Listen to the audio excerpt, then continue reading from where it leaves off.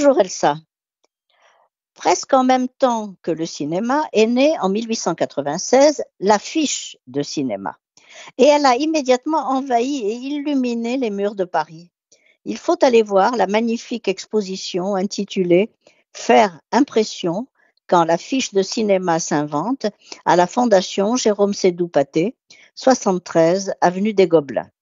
Elle s'attache à faire découvrir les origines et les secrets de l'affiche à travers le travail remarquable des artistes qui l'ont composée. Une exposition inédite à visiter du 11 avril au 27 septembre 2025 et suivie en mai d'un cycle de films correspondants. Le poème d'Apollinaire, Zone, qui ouvre le recueil Alcool et se veut un hymne à la modernité, exalte la gaieté et la poésie de Paris avec, je cite, les prospectus, les catalogues, les affiches qui chantent tout haut. Les plus anciennes affiches connues invitent le spectateur à découvrir le cinématographe des frères Lumière en 1896. L'une d'elles illustre même une projection comme celle que présentait autrefois un spectacle visuel. Pathé fera ensuite, dès 1902, la promotion des films, reprenant à son compte les principes adoptés par les Lumières, c'est-à-dire un grand format et une illustration. Présentées dans les foires, puis dans les premières salles des grandes villes, les affiches sont conçues comme de grands tableaux. Elles visent à attirer le passant et à l'entraîner à l'intérieur de la salle. Elles peuvent s'appuyer sur des contes connus de tous ou promettre du sensationnel et de l'exotisme quand il s'agit de films à trucs et de films de voyage.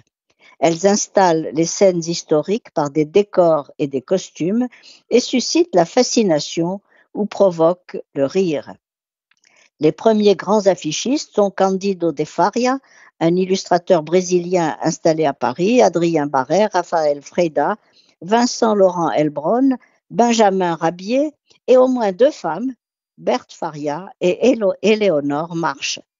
Le cinéma, baptisé le 7e art par le critique Ricciotto Canudo, s'accompagne ainsi d'un nouvel art dès les premiers temps du muet.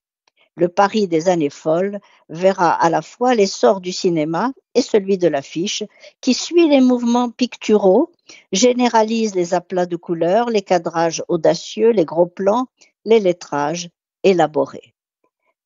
Fernand Léger, à la frontière des deux arts, peinture et cinéma, est sans conteste l'artiste qui cristallise le mieux ce nouveau monde. Reflet des courants artistiques comme l'Art nouveau et le fauvisme, l'affiche, quel que soit son format, doit subjuguer et stupéfier. Faire impression. L'exposition des affiches issues des collections de la Fondation Jérôme Sédou-Pathé et de collections privées est un enchantement pour les yeux et une mine de découverte. Elle permet d'ores et déjà de voir des extraits de films dont ces affiches font la promotion et au mois de mai, on pourra voir des films entiers. Courez-y, c'est un must.